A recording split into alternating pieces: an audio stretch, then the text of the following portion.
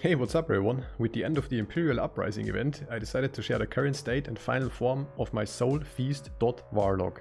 It was just this mini cycle with a mini bazaar, therefore it was very difficult to trade for some of the build defining items with 2 LP or even better. However, I conveniently farm Corruption 200-ish with a fairly budget setup, thanks to a self-curse mechanic which catapults my damage to the moon. With that being said, let's get started.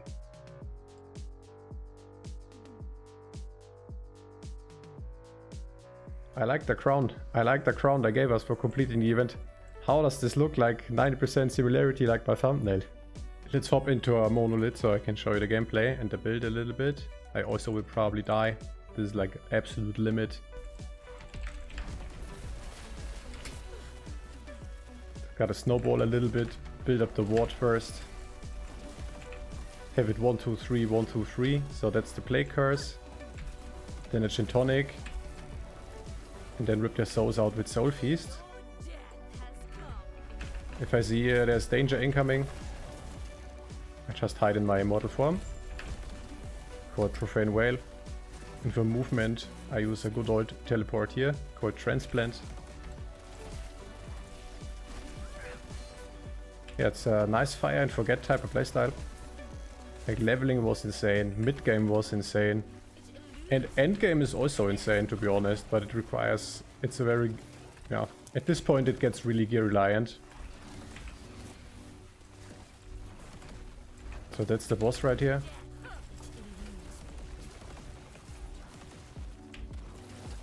Soul Feast also has quite a range.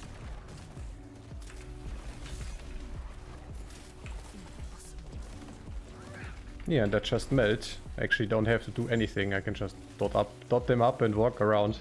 Like, it's so chill, man, the build is so chill. If it would not be for this mini cycle, I would have farmed up way more crazy gear. Best belief. Marina's Lost Soul.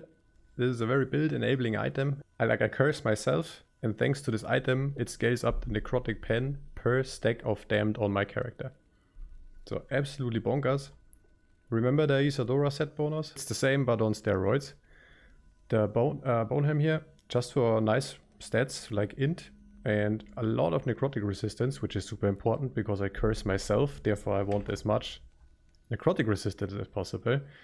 Preferably LP, of course, but most importantly is also the ward per second.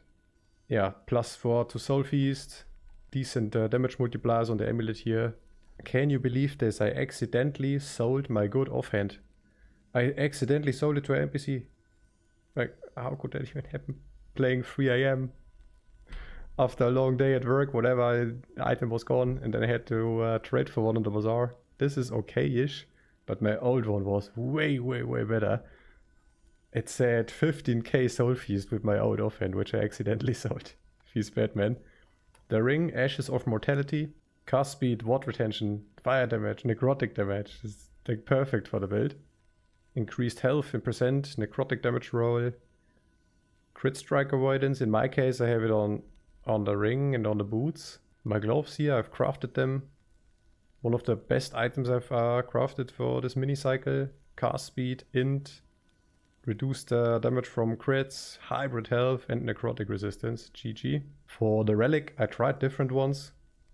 But I always went back to this, just because of the plus skill. My idols. Apply damned on hit. I have better mana efficiency with Soul Feast. Nothing to sleep on. Like resource management is important with the setup. Yeah, those are the idols. Yeah, most of the stuff I found. My end variant passive skill tree is the following. So of course 20 into the Acolyte class. Just a quick side note on the other skill trees here, it's very tempting. And I tried it as well, but I went back to what I have right now.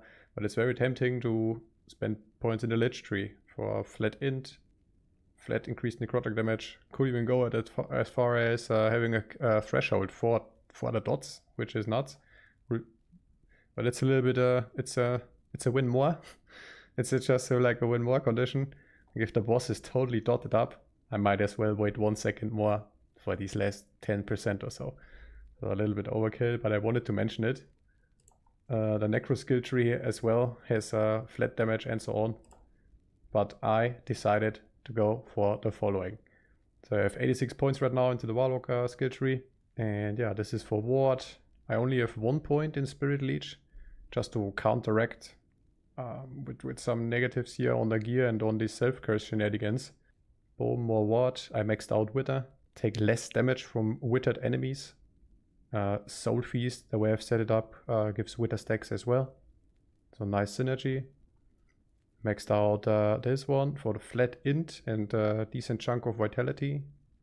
Chaotic Strikes into Wreak Havoc for the Soul Feast. Makes it more nukey, feels better that way. Maxing out Chains of Ruin into Grasping Damnation. It's a really strong CC effect. And also important that are higher corruption levels. I have more points into this, the Ashen one, to get Witchfire procs. It's not a Witchfire build or anything, but just to have this extra damage. And I didn't know what else to do with my points. I'm level 93 right now on this character. And I would probably, if I would continue playing this, I think I've spent the next points in here just to make the Witchfire proc hit a little bit harder. So the build works with this passive here, Aspect of Death. I deal more damage per stack of each negative alignment on my character. And 3 points give the following. I inflict damned on myself when I just deal damage with any of my attacks. So this makes it so I curse myself, and the damage gets scaled up with the weapon. That's pretty much the whole shenanigans behind this. It's nothing too crazy, but that's how that works together. The weapon and this passive. Possibly get saved from a one-shot. A really good one, however, is this into Duskbringer, because it's just a curse more. And on a boss, I don't have to worry about it. It's just a curse more. For the skills, just real quick. It's not a leveling guide or anything. Feel free to check out the starter variant of this. But a new addition is the Fear. This is just too hilarious. I always engage. This is the first attack I do. I always engage the packs with the Spirit Plague. And if I'm lucky, I get an instant Fear proc. It's so hilarious. They just charge you. You hit them up. They dot it up. They take damage like crazy and they walk away. They just turn around and walk away and perish. I'm not even sure if I should say this is the main attack or Soul Feast is the main attack. But Chitonic Fissure, if that's the right name, is here for the following. Just to release Chaos Bolts. And the Chaos Bolts release or cast Rip Blood, activate Rip Blood. So therefore I have those two as well. So this one is really important. I got this very early when leveling that. Also important is here the Damned chance. So those spirits that get released from those rifts, they hit the enemies with a dot without me doing anything or having to worry about it. Yeah, proccing the things. Well, yeah, gets cast passively here. Chaos Bolts again hits them with another curse without me doing anything. I have 1 point. This was for testing for the video, to be honest. I should respect this. A little bit try-hard mode here. A grave for 2. So it would say if I'm missing health, the damage gets scaled up. But it's not really about the damage. It's just about applying damn stacks. So therefore, I would just max out this instead. Important one is another affliction. The free curse, basically. Yeah, and Chaos Bolts have a chance to cast Rip Blood here. Therefore, I skill that as well. This is more for defense. That's the way I've set it up. And Soul Feast, the nuke button.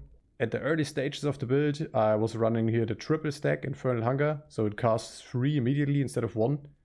But now, with cast speed and decent gear, I might as well just press Soul Feast 3 times in a row. You know what I mean? I think this is a little bit overkill now with good gear. A really, really strong and important one, and that's how I get 5k, 6k ward in certain boss fight situations. It's called Rest. So soul fragments from bosses or rare enemies grant significantly more ward, and it's here 4 out of 4, I'd say, is 340% ward. I would give it a little bit more cast speed and mana efficiency. This in combination with the few idols I've showed makes it so I can just spam this.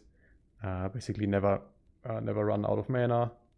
and Hellmind because it has a chance to damn the enemies per int. So scaling it up with my main stat here. Works really, really well. It's so fun. Like the playstyle is just addicting. The playstyle is just addictive AF, not gonna lie. Like, of all the builds I've played, or I came up with, like I always make my own builds, this is the best I've put together. Not in terms of maybe the power level itself. It's difficult to say. First of all, it's dot damage. It's difficult to calculate that. It's not a build where you just see big crits all the time.